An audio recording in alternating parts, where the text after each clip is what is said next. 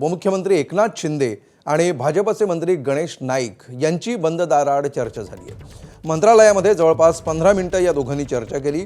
नवी मुंबई आणि ठाणे जिल्ह्यातील इतर महानगरपालिका निवडणुकांसंदर्भात चर्चा झाली अशी सूत्रांची माहिती आहे। अंतर्गत शीतयुद्ध सुरू असलेल्या या दोन नेत्यांचं मनोमिलन होणार का याकडेही सगळ्यांचं आता लक्ष असेल।